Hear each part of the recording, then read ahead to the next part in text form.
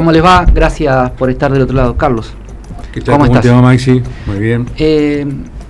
Un programa muy especial. Hoy vamos a hablar en segunda parte con un ex juez que actualmente se desempeña como abogado de la matrícula. Sí.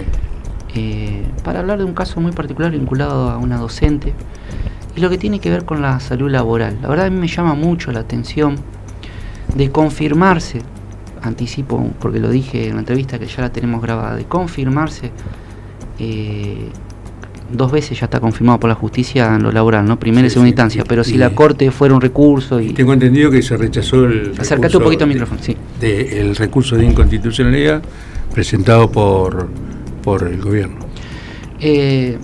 ¿Por qué te planteo esto? Porque confirmarse efectivamente todo esto, a mí me parece que Goiti tendría que en serio empezar a recuperar el camino político de otro lugar.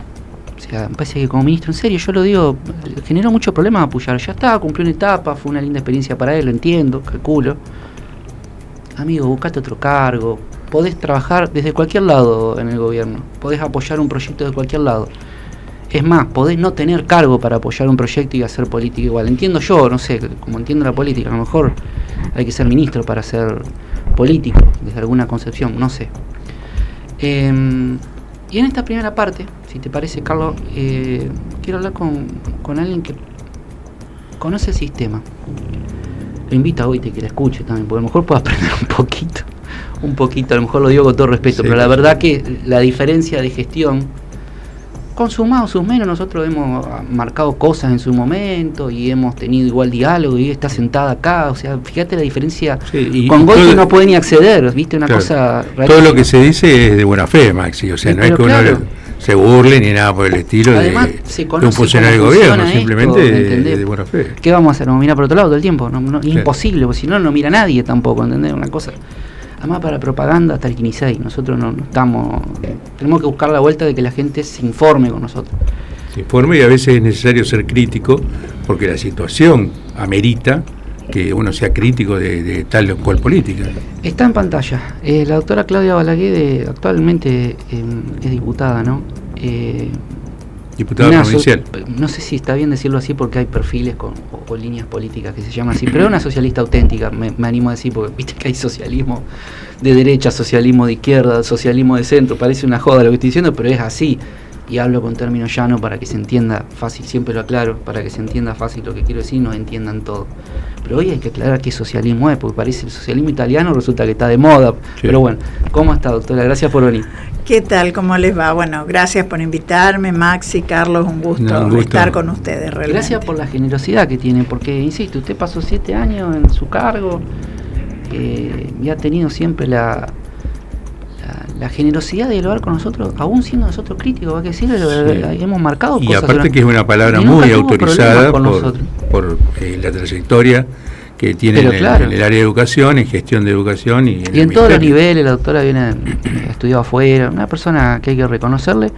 Después está que cada docente que la conoce, porque estuvo mucho tiempo, generalmente los docentes que tienen mediana estadía y más en el sistema la conoce, cada uno tendrá su visión, pero hay que reconocerle que se abocó y que hizo lo que pensaba que era correcto honestamente, que eso me parece que no es poco en política. Es difícil, es un ministerio, bueno, complejo, muy grande, que es llega un país el ministerio. Al todo el territorio santafesino, en todo rinconcito hay una escuela, y bueno, generar coherencia, cohesión en ese trabajo, buen diálogo, recorrer las escuelas siempre ha sido mi meta principal, además de generar políticas públicas que impacten en la mejora de la educación y validarlo, porque uno lo valida en la escuela, en definitiva, en el territorio. Si uno no lo valida, desde un escritorio se pueden escribir cosas muy lindas, pero después resulta que no funcionan. Eso justo te iba a comentar o preguntar. ¿Es la misma visión la que tiene una persona dentro de una oficina, sentado en un escritorio, que siendo a una escuela? No, mira, yo siempre cuento una anécdota de una escuela de la isla Guaycurú. La gente del ministerio... Para que nos ubiquemos, porque yo me perdí. ¿Dónde queda eso? Enfrente de Reconquista. Enfrente de Reconquista tenemos una escuela que es de la provincia de Santa Fe, en una isla que es la isla Guaycurú. la gente del Ministerio de Infraestructura, que tenía muy buena predisposición, por supuesto, y hacía diseño de escuela para hacer escuelas nuevas y qué sé yo, diseña una escuela que estaba en un terreno que era ya del Ministerio de Educación, sobre la costa del río en la isla. Resulta que en una de esas crecidas impresionantes que se dan cada un montón de años, se lleva la escuela al río. Se lleva la barranca, se lleva la escuela, se lleva todo. Entonces, bueno, uno puede hacer algo muy lindo en el escritorio que no funciona en el territorio. Viajamos a la isla Guaycurú, hablamos con los docentes nos dijeron, miren, acá hay que hacer como hacen la familia, un edificio sobre pilotes, alejado de la barranca, si hay que comprar un nuevo terreno hay que comprarlo. Bueno, hicimos eso y la escuela todavía está. Y yo lo doy como un ejemplo muy concreto, práctico, ¿no? Y práctico de lo que uno puede pensar con buena intención, que después no funciona. Entonces hay que estar ahí para que ver que funcione. Por eso, es decir, complementar un poco el trabajo de oficina con la realidad de la escuela, ¿no? Eso sería. Doctora, estamos a día de que se cumpla 2 años de la gestión del ministro Goiti. Me gusta su respuesta desde el punto de vista de que ejerció el cargo. O sea, no habla alguien, tal vez como nosotros, que somos observadores de realidad, que tratamos de aproximarnos lo más posible para que la gente... Usted estuvo sentada en ese sillón caliente, porque, insisto, no es, lo digo con muchísimo respeto, como otros, incluso ministerios vinculados a otras actividades que a lo mejor manejan un volumen de dinero muy importante, pero que en la diaria no tienen que dar la misma cantidad de respuestas. No es mismo revisar una hora, ver las etapas, ir al lugar, que tenés un montón de, no de tiempo, pero de facilidades que el cargo de educación es cada 2 minutos de una respuesta, ¿no? Sí, es así. ¿Cómo la ve desde la perspectiva de haber tenido la experiencia de haber estado ahí? Yo la verdad que lo vengo diciendo ya hace un tiempo, ¿no? Creo que este gobierno se equivocó en cómo se relaciona con los docentes y con toda la comunidad educativa de la provincia de Santa Fe. O sea, empezó desde el día 1, diría yo, un proceso de desprestigio del docente, ¿no? Bueno, lo que ya sabemos, el tiempo de vacaciones, las inasistencias, etcétera, etcétera.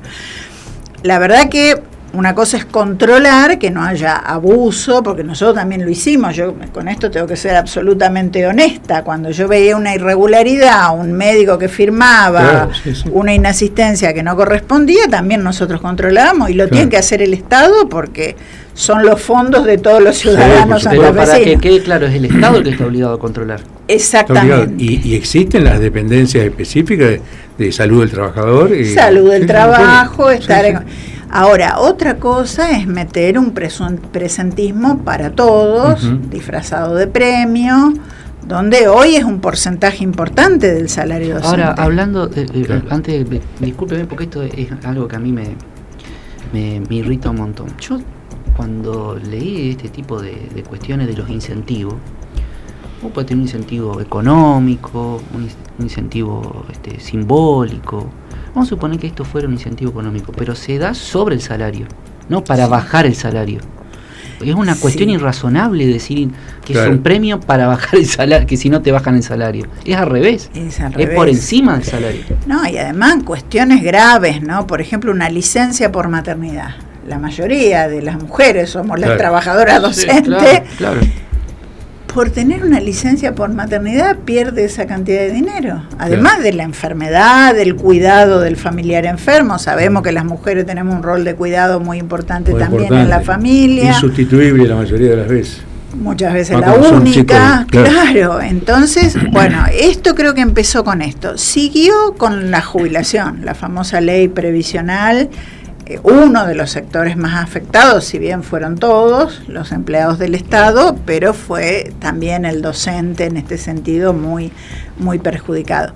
Sigue ahora, que ahora yo presenté un proyecto en la Cámara para que me expliquen por qué hicieron un concurso de ascenso, muchísima gente, diría cientos, ganaron ese concurso después que se prepararon, después de que hicieron todo un proceso que es complejo y de muchísimo estudio y dedicación, y hoy se encuentran con que el cargo no está más. o porque recategorizaron la escuela, o porque, bueno, un montón de circunstancias, los cargos no están más. Entonces la gente va acumulando desilusiones, malos tratos y un montón de cosas. Y yo creo que ahí está el error, porque hoy los docentes están enojados concretamente con este gobierno y con este Ministerio de Educación.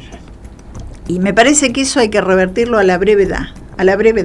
Claro. No puede mejorar la calidad educativa, no puede mejorar la inclusión educativa, todas esas premisas que hemos defendido durante tanto tiempo, si no hay un buen vínculo y un buen diálogo. Claro. Me parece ahora, lo básico de lo básico para un político, ¿no? Y el docente tiene que sentir también seguridad, el docente tiene que sentir seguridad de frente al aula, en la escuela, en la gestión, y eso le da la autoridad política. Bueno, pero ahí donde voy, o sea, ¿cómo se revierte esto? Porque vos hablas de autoridad política, ¿no?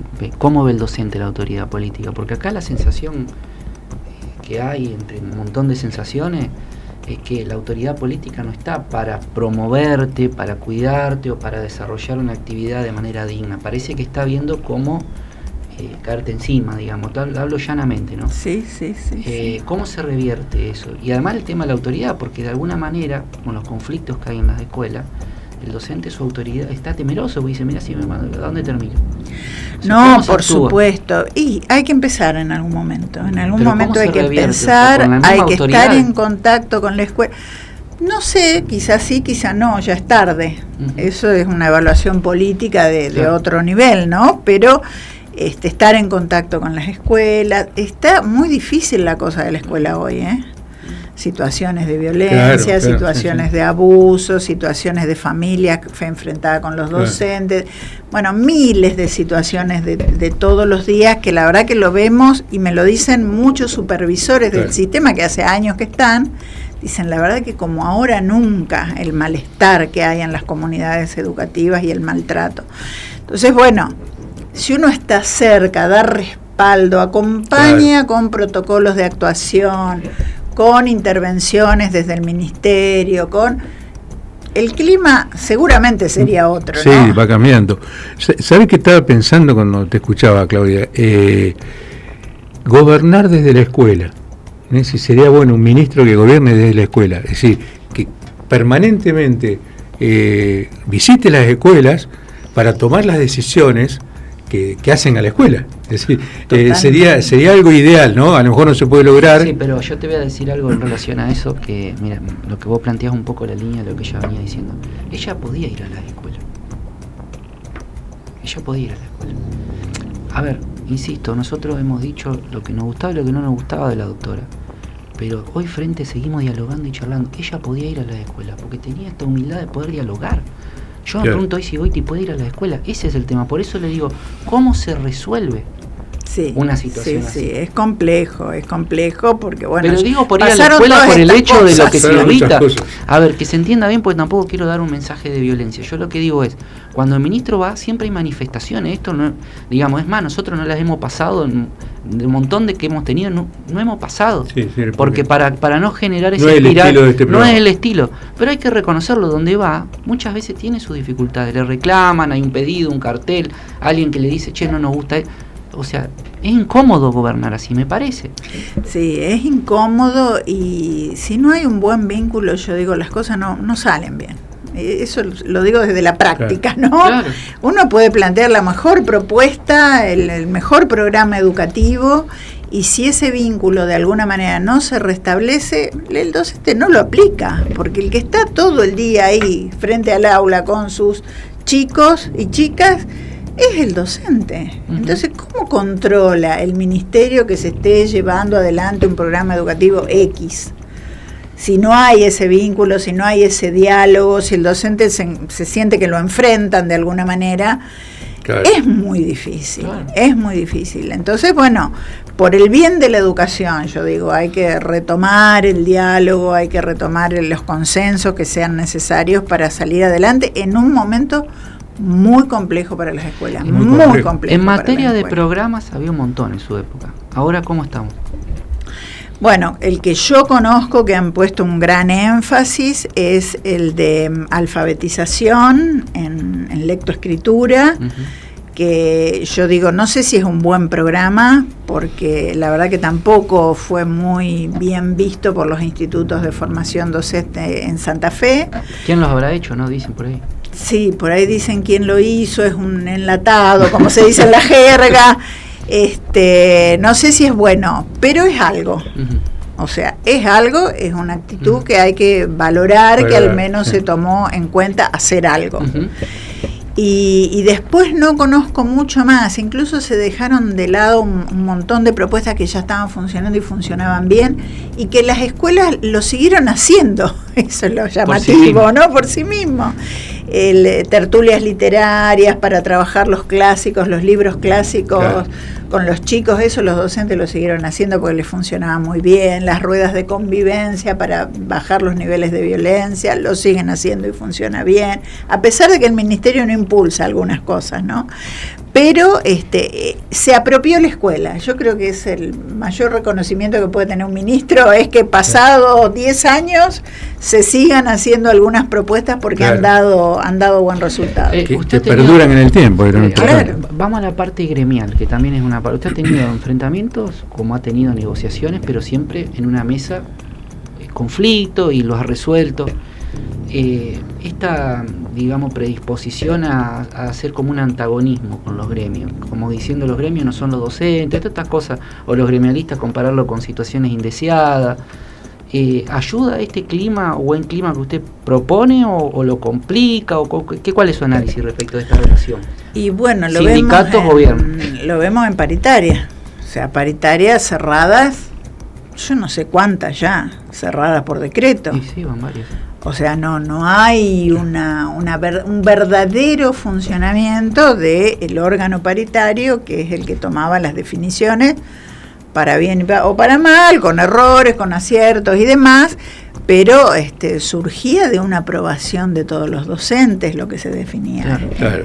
En el aumento salarial, en algunos programas educativos también, en condiciones laborales dignas, me acuerdo, qué sé yo, los comités de higiene y seguridad, bueno, un montón de cosas fueron desarrolladas en el ámbito paritario. Si la paritaria no funciona, claro, ¿cómo se toman las decisiones? El personalismo, o sea, que la toma directamente un funcionario político, en vez de un consensualismo, o sea, consensuar criterios en la paritaria, donde uno escucha los gremios docentes y a partir de ahí va diciendo, bueno, también escucha el Ministerio de Economía, y a partir de ahí va sacando las conclusiones y a ver qué es lo que se puede ofrecer.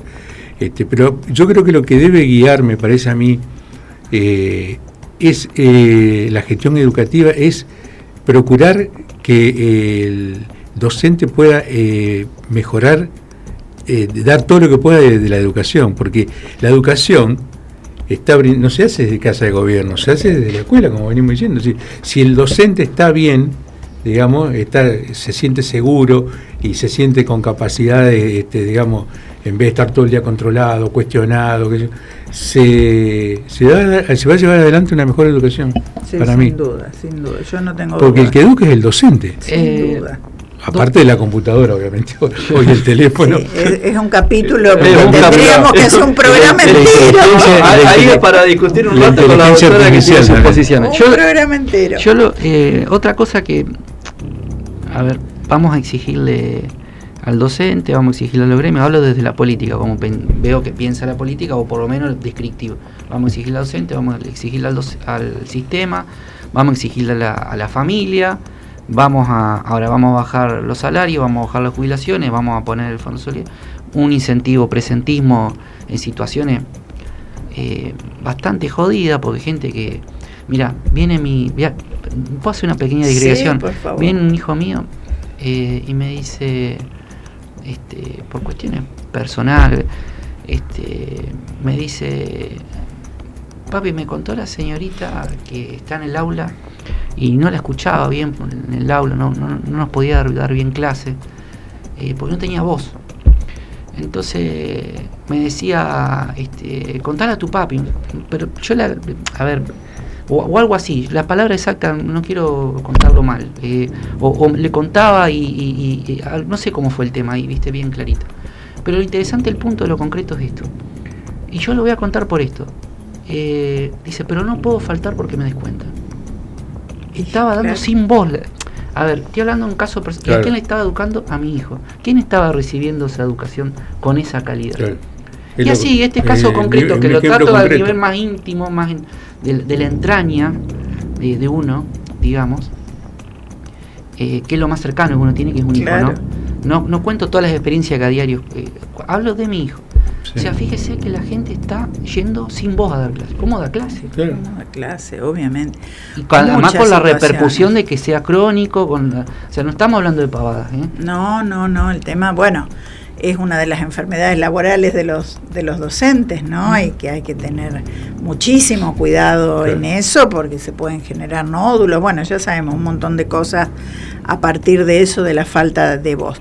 Y así muchísimos casos que a uno le llegan de alguna manera, que conoce, que le comentan. Y en definitiva uno dice, ¿cómo trabaja el docente en esa situación? Es un clima que se genera, claramente. Se genera un clima, en ese o marco, un familiar fallecido, por ejemplo, y que no se toma el día, y va con esa angustia, con esa presión, no es fácil No es trabajar y en ese así. marco, volviendo a la línea que estaba diciendo, está el presupuesto. O sea, ¿cuánto destinan a educación? Porque había una tradición, al menos había arrancado con Obey un poco, después siguieron los gobiernos socialistas, vino Perotti, que tuvo un montón de cuestiones que ahí más o menos trató de continuar. ¿Cómo viene la mano ahora con el presupuesto, por ejemplo, de este año que se presentaría para el año que viene, ¿no es cierto? Sí, para el año que viene. Yo me traje también algunos numeritos. Bueno, vos te acordarás, Maxi, que en una época se hablaba de Santa Fe como los mejores salarios docentes. Segundo, tercero. Del país, sí. Primero, segundo, tercero. Bueno, el sur, por supuesto, tenía sus salarios que eran más altos, pero la verdad que siempre estuvimos en ese nivel salarial. El sur es por la lejanía. Exactamente, no porque se ha equiparando incrementado. era la inversión, está bien. Y porque la vida Vale es aclarar, más cara, claro. la vida es más cara también allá. Sí. Entonces, vemos ahora que el presupuesto 2026, que está presentado, igual que el 2025, aclaro, lo que se destina a educación es el 18% de los famosos 14 billones de pesos, que es el presupuesto de la provincia de Santa Fe. 5 o 6 puntos por debajo de lo que había en Santa Fe hace 10 años. Es mucho. En un 18% tener 5 o 6 puntos por abajo de lo que había en su momento, que siempre superó largamente el 20, Sí. llegó al 25 en algunos casos del presupuesto provincial, es una gran diferencia. Una gran diferencia. Es una gran diferencia contra otros. Estamos hablando que de miles de millones de pesos. Menos para la educación. Miles de millones de pesos menos para la educación. Gran parte de eso es el salario docente. O sea, cuando uno va haciendo un desglose de esos números, gran parte de eso es la baja del salario docente, que hoy, bueno, según un montón de estadísticas que analizamos a nivel nacional, sí. Santa Fe está entre las 6 provincias que más perdió salario docente contra la inflación. Sí. Es un dato también, ¿no? Entonces, bueno, hoy se habla de un 26, un 30, bueno, por ahí debe estar además la hay que hacer un pérdida. reconocimiento, por eso insisto que está muy bueno hablar con la doctora, porque estamos comparando situaciones a lo que creíamos que nos habíamos acostumbrado, porque eso también Sí, es un tema. claro. Ese es un tema que estábamos como acostumbrados. Claro. Era normal hablar de eso, si buscábamos para arriba. Ahora no, bajamos un montón de pisos, bajamos el nivel de la discusión, ese es el tema. Claro. Ahora, cuando vos veías a nivel nacional, el salario inicial o la famosa, bueno, después está el tema de las equiparaciones, pero las horas cátedra, Claro. según como lo analice, vos partías, y lo hago con la mano siempre para que se entienda, de un nivel muy alto en relación a las que menos podían pagar salario. Hoy se equiparó eso. Las que menos pueden pagar salario están parecidas a Santa Fe. Sí, O sea, está en el totalmente. deterioro. Claro. Y yo no estoy hablando en desmedro de las provincias que menos pueden pagar salario. El problema es dónde la estamos ubicando Santa Fe. Seguro, una provincia rica, además. Una Claro. provincia de las más Y ricas extensa también, del porque país. Entonces, bueno, ahora, siguiendo con el desglose, gran parte de la caída es eso. Otra parte de la caída es que no está más el FONIT. O sea, lo nacional impacta sin Total. duda Claro. un porcentaje importante. Pero el ajuste es mayor que eso. O sea, evidentemente está impactando también en infraestructura escolar, está impactando en comedores escolares. Mirá, yo tenía el dato de comedores precisamente, que me preocupa pero muchísimo en la situación en la que estamos viviendo. Hay solo un incremento del 13% entre 2025 y 2026 de alimentos para comedores escolares. ¿Contra una inflación de cuánto? Llegaremos al 30%. Sí, estamos hablando de aproximadamente. En realidad le están sacando la comida a los comedores. Hablemos claramente por tal cual. Y vos imaginate que hoy cuando se habla de inflación se dice el impacto más grande es en alimentos, ¿o no? Lo vemos en el súper, o sea, no hay que ser un estadista para esto. Vamos todas las semanas a comprar alimentos y vemos que los incrementos son superiores a la famosa inflación de 2 puntos, etcétera, etcétera. Bueno, solo para todo el año que viene un 13% para comedores escolares. Es bajísimo. O sea, cuando hablamos de que se ajusta todo, se ajusta el salario, se ajustan los comedores, se ajusta la infraestructura. Contra seguridad, por ejemplo, que tiene un incremento del 45% con respecto al 2025. O sea que es como selectiva la cosa, ¿no? Claro. Vamos deteriorando educación y fortaleciendo otras áreas. Son criterios políticos, Yo lo que hago énfasis es en lo educativo. Sacan acá para poner a dónde. Para invertir, calculo que invertirán, usemos la palabra invertir, no un gasto, usemos, inversión. Porque o sea, si le sacan a la inversión, calculo que no irá para un gasto, irá para otra inversión en que en salud, por ejemplo, porque no, salud también está por debajo de los niveles históricos de inversión, niñez está por debajo de los niveles los históricos créditos de esto que el gobierno, o sea, todo lo social, en general, sí. Todo lo social baja, todo lo punitivo, todo lo de control, todo lo de, por ejemplo, lo de seguridad aumenta. Ahora yo digo, resolvemos los problemas que tenemos solo con un ministerio de como seguridad. Que lo metemos abajo de la alfombra, los problemas. Y también la pregunta es, ¿hay empatía en los funcionarios del gobierno en relación a los docentes? O sea, porque yo me tocó mucho tiempo trabajar en el norte y muchas veces que iba de Vera a Reconquista, trabajaba como juez de cámara penal y llevaba docentes, algunos de jornada completa, por ejemplo, salían a las 4 de la tarde, las aulas radiales. Me iba enterando yo de cuál era la mecánica, ¿no es cierto? Y muchos haciendo dedo. Uno tiene empatía de decir, mirá si el ministro y el gobernador tuviesen que hacer dedo para ir a trabajar. Es decir, ponerse en el lugar. Un ejemplo quizás muy vulgar, ¿no? Pero te da una representación de la realidad. Es decir, vos no podés, ¿cuántas horas está esa docente en la ruta haciendo dedo para llegar a su casa? Sí, a mí lo que me llama la atención que en relación a eso, ella se menciona el salario docente, pero no es solo dinero al salario docente. Con ese presupuesto no se van a construir más y mejores escuelas, porque si vos se lo sacás a educación y lo subís, como está planteando, a seguridad, te vas a encontrar con una cárcel como el infierno, con un cartel hermoso entrando a Rosario, publicitario muy caro, ¿entendés? Y le descontás educación, o sea, es una cuestión de política de fondo, esto, hacia dónde vamos. Exactamente. O sea, generalmente los países que han ido hacia esto, bueno, hoy por ejemplo salía que Bukele tenía uno de los países más seguros del mundo, pero ¿cómo se vive ahí adentro? ¿Qué educación tienen? ¿Cómo se puede salir a la calle? ¿Cuál es la libertad de tránsito, la libertad individual? O sea, lo que voy hacia dónde vamos, no sé si me explico. Sí, tal cual. Yo digo que nada se puede resolver sin políticas sociales que acompañen. Por supuesto que tiene que haber una política de seguridad, hemos pasado etapas muy feas en la provincia de Santa Fe y hay que enfrentar todo eso con la fuerza suficiente. Ahora, eso solo metemos a todo el mundo en la cárcel. ¿Y cómo hacemos cuando esa gente vuelve a reinsertarse en la sociedad? ¿Cómo hacemos para que los jóvenes no entren? O sea, una política preventiva, que es una política social. Entonces, justamente con la educación. No quiero hablar. La educación y la capacitación laboral mencionar. Es la formación que en todo el mundo se le da a los chicos que por ahí no tienen las posibilidades que los padres le consigan un trabajo o lo que sea, entonces tienen que incluirse a través de la educación y la capacitación laboral. Tal cual. No quiero meter en la discusión algo con lo que se chicanea a esta gestión, que el tema de la drogadicción, pero la verdad que todo esto habría que vincularlo a cómo también atendemos los chicos que tienen que estar en la escuela. Pues la droga se ha metido digamos, ha permeado en todos lados. Entonces, aún en las localidades más chiquitas donde y no en se veía chica, tanto. cómo se expandió de una manera espeluznante. Entonces, la pregunta es, sacar dinero de educación de alguna manera, si bien es un tema de salud pública, pareciera también está vinculado a la educación, para que se entienda. Educativo. Tenemos dos grandes problemas hoy para enfrentar con los chicos y con los jóvenes.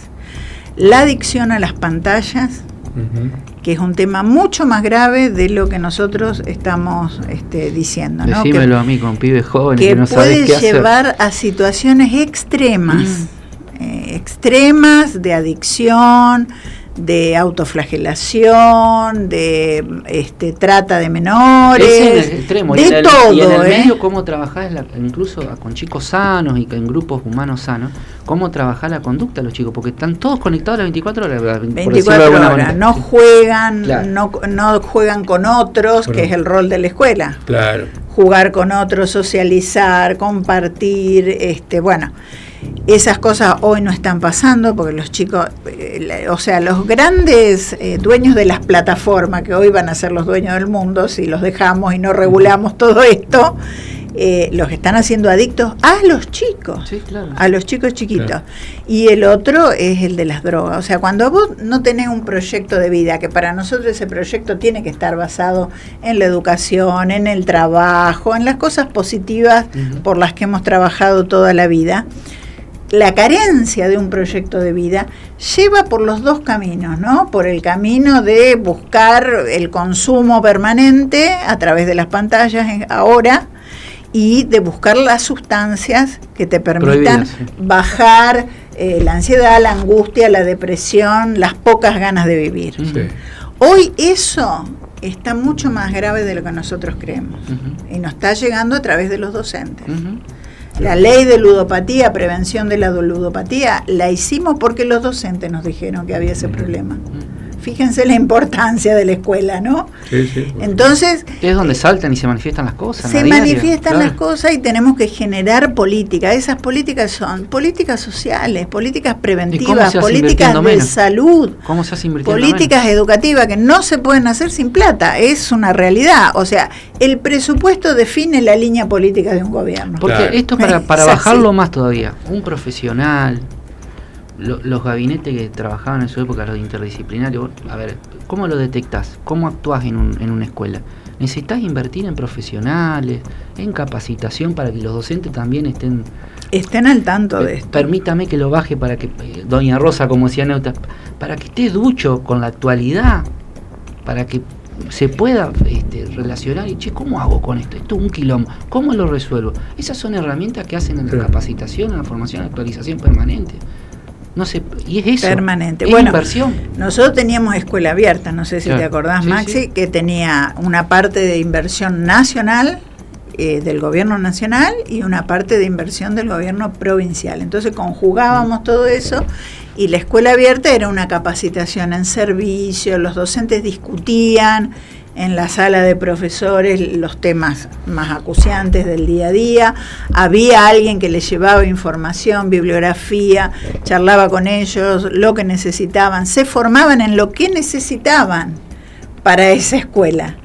Y la verdad que eso dio un resultado extraordinario, los docentes todavía se acuerdan de eso. Hoy no hay nada. Hay una cuestión también que usted planteó de lo nacional. Por ejemplo, dijo, el sentido docente no lo tiene más. Bueno, quedó cada provincia librada a su suerte. Ahora, hay dos cuestiones. Una vinculada al presupuesto nacional. No corre la paritaria docente nacional, que levantaba el piso para todas las provincias. A veces dicen, en Santa Fe la paritaria docente, porque hay gente que todavía no sigue sin entender cómo funcionaban las cosas. Entonces decían, la paritaria nacional no tenía tanto impacto en Santa Fe, macana, porque estaba el incentivo docente, había un montón de cosas que impactaban directamente sobre Santa Fe. Digo, porque hubo dirigentes gremiales cuando arrancó la paritaria nacional docente, esto me acuerdo, siempre lo digo, que decían, bueno, nosotros tenemos nuestra propia discusión porque a nivel nacional nosotros no nos impacta. Había dirigentes gremiales que no entendían la importancia. Macana, había un presupuesto nacional que se distribuía en las provincias que menos tenían, que te ayudaban a pagar salarios, programas, un montón de cosas se discutían ahí, de formación docente, etcétera, etcétera. Ahora, eso está tendiendo a apagarse por la gestión actual política. Y en ese marco también aparece un proyecto de educación, creo que se llama de libertad educativa. Un proyecto llamativo, ¿no? Porque libertad sin que desaparece todo, queda cada uno hace lo que quiere, eso es la libertad malentendida para mí. Pero bueno, ¿cuál es su visión? Sí, varias cosas. Una de las cosas más urgentes, digamos, es el presupuesto nacional 2026, donde vemos que se quiere derogar el artículo del 6% del PBI, que era una inversión ya establecida por ley a nivel nacional, que si bien no se cumplió un montón de años, un solo año sí, se cumplió cabalmente. Bueno, era al menos una aspiración. Una estrella, un faro ahí, ¿viste? Ahí decir, bueno, tenemos que invertir cada vez más en educación. Si eso lo borramos del mapa, ni siquiera eso. Allá empezar a caminar para cualquier lado. No, para cualquier lado. Y lo otro es el INET, la educación técnica, tan importante para que se desarrolle un país con su propia industria, con sus propias pymes, con sus propios emprendedores. Bueno, borrar el artículo de la inversión en la educación técnica me parece otro atentado contra la educación. Se mira mucho Estados Unidos. Estados Unidos tiene toda educación técnica. Y claro que sí. O sea, se copia, pero algunas cosas solamente de Estados Unidos. La educación técnica es fundamental, especialmente en los barrios más populares, por decirlo de alguna manera.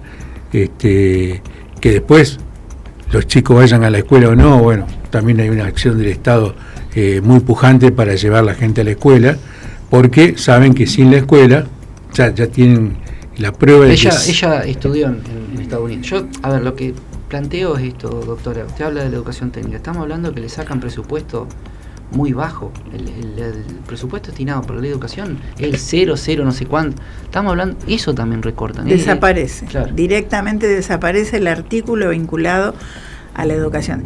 No es casual también, quiero decir, ¿no? Porque es coherente, si queremos decirlo, con el proyecto del país que trae el presidente Milei. O sea, él que plantea, bueno, la especulación financiera, el endeudamiento, cada uno puede comprar libremente, no importa que se fundan las empresas nacionales, todos podemos importar lo que queremos. La escuela termina siendo una unidad, digamos, casi lo que quiere prácticamente. ¿Para qué va a desarrollar la industria nacional si tiene otro proyecto? No pertenece a un contexto, a una gestión general. No, es como que la escuela, cada escuela va a ser, como planteaba Carlos, cada escuela va a ser su... Cada uno va a hacer lo que quiere, que en definitiva es el sálvese quien pueda. Sí. O sea, si no hay un Estado ordenador que de alguna manera le dé posibilidades a todos, sobre todo a los más desfavorecidos, esto es el sálvese quien pueda. Bueno, usted es socialista. La educación laica tiene algunos añitos ya, me parece, ¿no? Tiene unos cuantos años. Por suerte salió en la Constitución de la provincia de Santa Fe, o sea que si en Santa Fe pudiéramos hacer buenas leyes, estaríamos resguardando un poco la provincia de eso, ¿no? Pero bueno, vuelve la educación católica en la educación pública, en las escuelas públicas.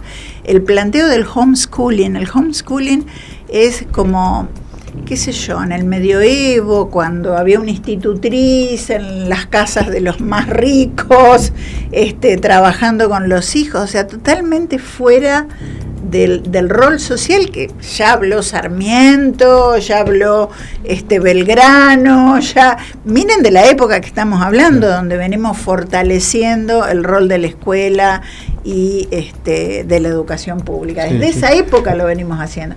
Retrocederíamos a antes de Sarmiento con el proyecto borrador, no vimos ningún proyecto, vimos un borrador de lo que está planteando hoy el gobierno. A lo mejor después la discusión genera algunos cambios, ¿no es cierto?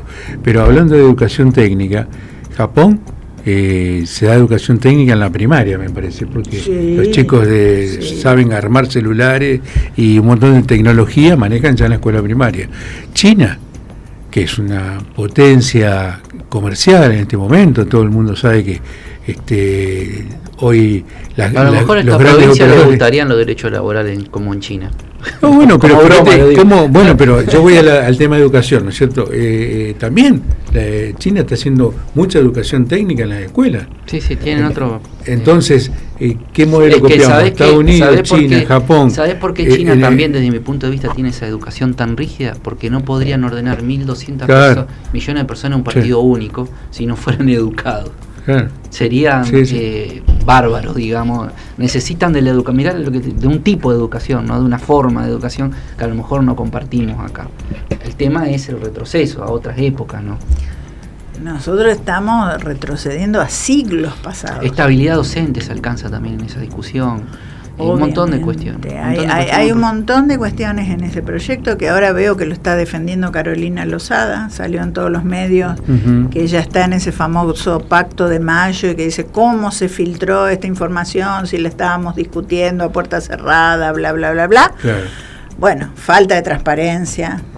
Nada se puede hacer con esas, nada bueno puede salir si se trabaja de esa manera. Y bueno, por otro lado vemos apoyos de personas de Santa Fe a ese tipo de propuestas. Eso nos preocupa muchísimo. Claudia, un mensaje final. Yo te agradezco muchísimo. La verdad que tendríamos que hablar 1 hora y pico más porque hay un montón de cuestiones, sobre todo de comparar gestiones, pero no por el hecho de... Yo quiero que se me entienda bien, no es por levantarla a Claudia y bajarla a Goiti, porque no quiero dar ese mensaje. Yo lo que quiero hacer es demostrar una gestión y a su vez alguien que estuvo en la gestión y hablar de la actualidad. Porque de mi punto de vista hay un retroceso. Quiere decir que estábamos en otro lugar. Entonces hablar desde otro lugar, porque ¿sabés cuál es el tema? Si lo que pasó antes había que corregir cosas, corrijámosla, pero no nos vayamos para atrás. No nos vayamos para atrás, porque después cuesta mucho en educación, es tiempo, mucho tiempo y mucha plata. Lo que haces ahora, andás a ver dónde encontrar los ecos. Y hay gente que no se da cuenta de eso, eso es lo jodido de esto. Hay gente que no se da cuenta del daño que hace, porque el daño lo ves, estos tipos van a estar jubilados, viviendo andás a ver dónde, ¿me entendés? Y el quilombo lo vas a tener con tus nietos, capaz. ¿Entendés? Pero hay una responsabilidad funcional de que uno tiene que tratar de, en una función pública, dar lo mejor de sí mismo y no desentenderse del futuro. Totalmente. Porque vos estás gobernando para que se oriente de alguna manera esa política educativa o de gobierno, seguridad, etcétera. Sí, yo a veces no me gusta tampoco hablar mucho del comparativo de gestiones y demás, porque digamos, yo estoy involucrada personalmente y no me gusta tampoco esa actitud. Por eso yo traigo números. Claro. O sea, un análisis se analiza objetivamente, se puede hacer exactamente con números. Salario docente, presupuesto educativo, es lo más objetivo. Y estos números son sacados de sitios oficiales del gobierno nacional, O sea, no, son números inobjetables, diría yo, porque están expresados así, y hay muchos analistas de la educación que trabajan los números. Si pudiéramos hablar con Cantero, que nos cuesta un poquito, supongamos que viniera, diríamos, bueno, Claudia pasó esto, ¿usted qué mejoró de Claudia? ¿Qué dio de baja? ¿Y qué está haciendo? Porque acá el problema es que yo noto que estamos retrocediendo. O sea, arrancamos un proceso de retroceso hace un tiempo, porque para mí la gestión de Cantero cometió muchísimos errores. A ver, ¿la de Claudia fue perfecta? No, había que corregir cosas, está hecha por humano la política, no por robot de Tesla. Bueno, ¿qué había que mejorar? ¿De qué partíamos? Vamos hacia adelante. El problema es que venimos así, para atrás. Si me mira al otro lado, capaz que tengo que hacer para allá. Vamos para atrás. Entonces, ¿a dónde vamos como Santos? Después no nos quejemos cuando nos comparan con provincias que tienen muchas más dificultades que nosotros. Porque vamos a eso. ¿A cuánto vamos a estar de Santiago del Estero? Les doy nombre porque conozco a Formosa. ¿A cuánto estamos de provincias que no invierten en educación, que las escuelas se caen a pedazos y que el presupuesto va a indicar eso? Una escuela que no se arregla un año, con el tránsito que tiene, sobre todo las escuelas más grandes o medianas, al otro año no la abrís igual, y al otro año no sé si la puede abrir. Entonces, esa plata que no se pone, que hagan los controles, que también vamos a controlar el Ministerio de la Pública, ¿no? Estaría bueno, ¿no? Porque si no, viste. Pero bueno. Claudia, te agradezco un montón, no sé si querés decir algo más. No, les agradezco a ustedes sinceramente que le den importancia al tema educativo, ¿no? A veces lo que vemos en los medios de comunicación son los títulos catástrofe en la educación o los casos puntuales, que por supuesto problemas hay todos los días, como decíamos recién. pero poder hablar de números, de planificación, de proyectos, o sea, darle a la gente una idea de que se pueden hacer cosas, aún en este contexto difícil. Hay muchísimas cosas que se pueden hacer porque y incluso mejorar. No todo es plata, a lo mejor también. No el problema es que todo también es plata. faltan ideas, desde mi punto de vista. Claro. Tampoco hay idea. Un programa me mencionó la doctora, que se dedica a la Comisión de Educación, se dedica a esto de toda la vida. Un programa me nombró. No lo digo yo, porque a lo mejor lo digo yo, no, él tiene un perfil. No, un programa nombró. Entonces, ese es el problema. Muchas Ahí gracias. estamos. Gracias, Muchas gracias, a ustedes, Claudia. nuevamente. Gracias por venir. Nota22.com. Información. Carlos, habíamos anticipado la semana pasada, lo estuvimos viendo en nuestras redes, en nuestro sitio digital, un planteo que se está haciendo en el ámbito del Poder Judicial. Yo quiero darle la máxima seriedad a este tema, la máxima seriedad. Primero porque hay un trabajador de por medio, una trabajadora. Rocío S. la voy a llamar yo, después su abogado dirá y se referirá a ella como mejor le parezca. Una trabajadora del sistema educativo. Este programa siempre se abocó a temas educativos y le puso mayor hincapié, así como cuando hablamos del derecho penal, del tema de las víctimas, cuando hablamos del mundo del derecho del trabajo, del lado del trabajador. ¿Por qué? Porque siempre es la parte más débil. Y es la parte más débil, claro. Es la parte más débil. Sí. Estamos obligados a darle voz, porque el poderoso generalmente ya la tiene por sí.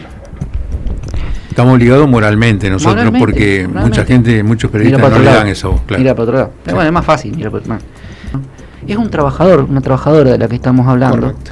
Lo que se advirtió es la vulneración de derechos fundamentales. El derecho a la salud, en este caso de la trabajadora, su propia salud, el derecho al cuidado de su hijo, Ujú. la cuestión de la condición de discapacidad de su hijo, pero también, en este caso, en la jueza, en el fallo de primera instancia, tuvo en cuenta, precisamente porque una jueza laboral, la condición de discapacidad de ella, una discapacidad que podríamos decir que es transitoria, pero ella en este momento tiene una discapacidad parcial, podríamos decirlo así, para ejercer Por como salud maestra, mental, claro, para decirlo con claro. como profesora al frente del aula. Para todo lo demás Además está quiero bien. decir algo, por lo que él está contando, insisto, estoy guiándome por lo que él plantea, hay un tema acá.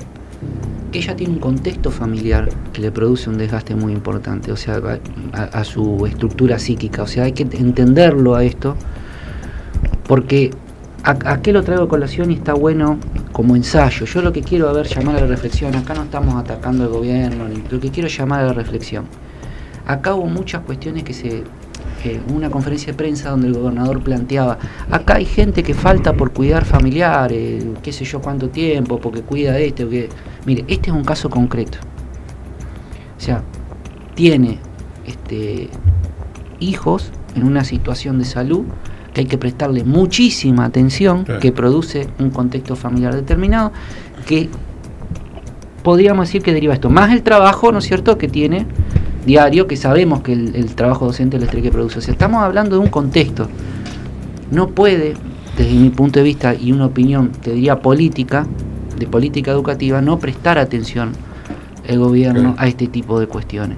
Estamos hablando de que tiene que atender familias directos con cuestiones de salud muy fuertes. Pero lo cierto es que hay una acción judicial, digamos, en primera y en segunda instancia. Hay una sentencia de primera instancia de muy buena factura, donde la jueza tuvo en cuenta la condición de discapacidad de ambos, en el caso del nene, pero también en el caso de ella. ¿Cuál fue la jueza? Mariana Ramoneda. Mariana. ¿A qué dio lugar la jueza? Al amparo, hizo Pero lugar al amparo. Entonces ¿qué lo significó? que dispuso fue básicamente que dejar sin efecto, a revocar ese dictamen de la Junta de Salud Laboral, Junta de Salud Docente, y reintegrarla a las tareas diferentes conforme O sea, que lo siga prescribe la trabajando, norma. pero en una tarea diferente. Correcto. ¿Y cuál es lo que ella hace? Ella va todos los días de 7 a las 7 de la mañana hasta las 12, 12 y pico a la escuela LEM, y ahí trabaja como administrativa, pero no se queda ahí, sino que hace muy poco la propia escuela ganó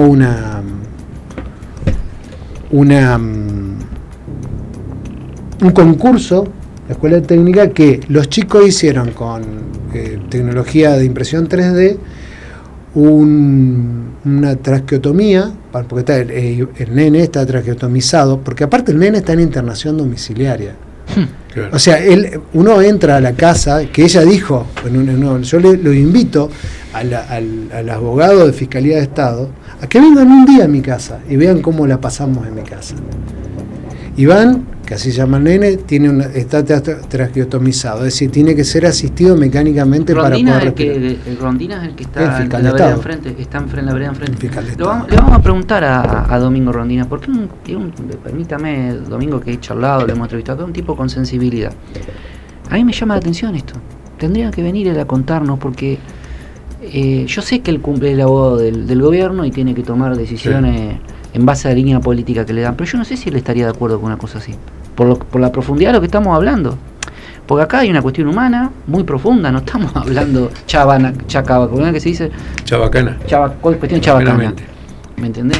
No estamos hablando cuestión chabacana. No, son cuestiones, fíjate que es importante porque un amparo laboral que sale a favor de la docente y luego fue a la Cámara. Confirmado en segunda instancia.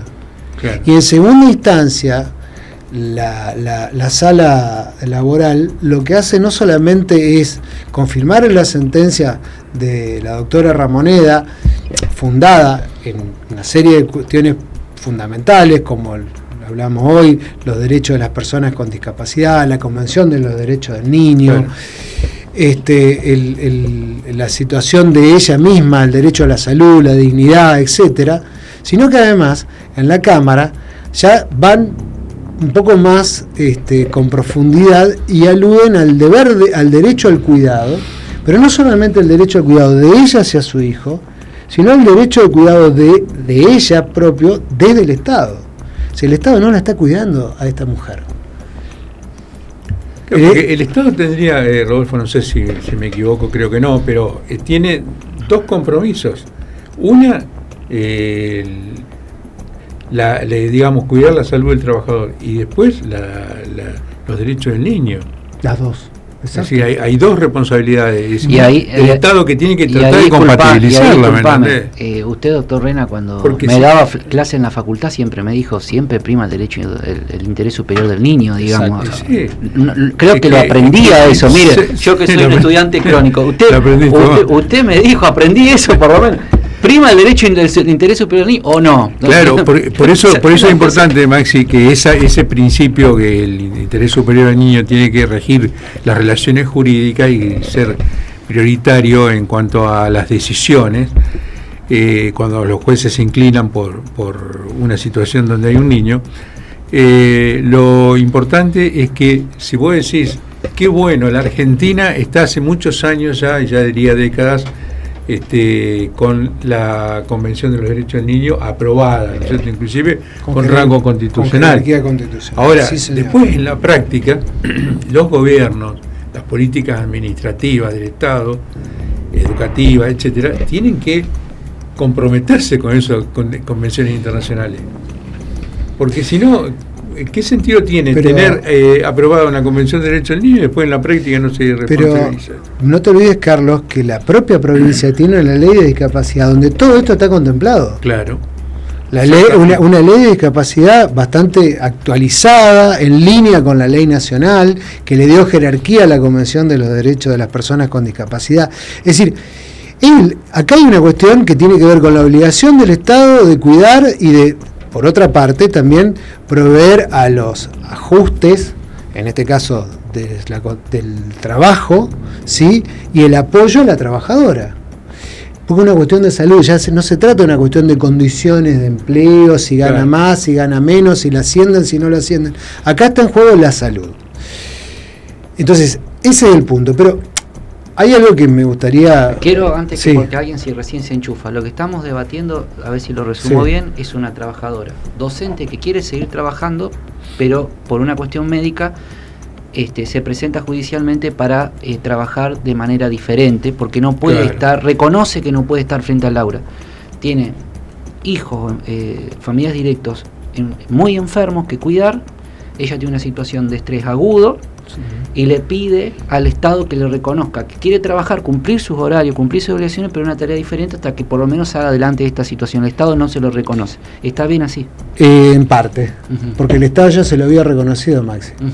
O sea, ya venía de todo el año 23 y todo el año 24 que hacía la tarea del que estaba claro, en la escuela LEM. Y de un día cambió. Que le queda a 10 minutos de su casa. O sea, que en una nueva revisación le cambia la situación. Y en la última revisión, prácticamente los mismos que la penúltima, le habían prorrogado las tareas diferentes, ahora sin ningún criterio médico ni científico. O sea, no hubo un hecho nuevo, digamos. No, consideraron que mágicamente se había curado. Que ya podía volver a dar clase en la escuela nocturna. Sin, por supuesto, valorar... ¿Y ahora cuál es la situación? ¿Que el gobierno no le está dando bolilla a la Cámara? No, el gobierno está cumpliendo. Ajá. El Ministerio de Educación está cumpliendo. Es decir, la sentencia está... tenés la sentencia de primera instancia y está la sentencia de segunda instancia que confirma la de primera. Lo que están haciendo ahora es... plantearon el recurso de inconstitucionalidad, que es muy... O sea, apelaron la medida, digamos, o presentaron la apelaron y perdieron. Ahora quieren ir a la Corte. Ahora a la Corte para que la Corte decida si una sentencia confirmada en segunda instancia de un proceso constitucional como es el amparo, que está dirigido a proteger y a restablecer garantías constitucionales vulneradas por el Estado, que para eso fue definido el amparo en la Constitución Nacional y en la Constitución Provincial, para que defina si esa sentencia es inconstitucional. ¿Se entiende la contradicción? Creo que contradicción pero tremenda. Aparte del principio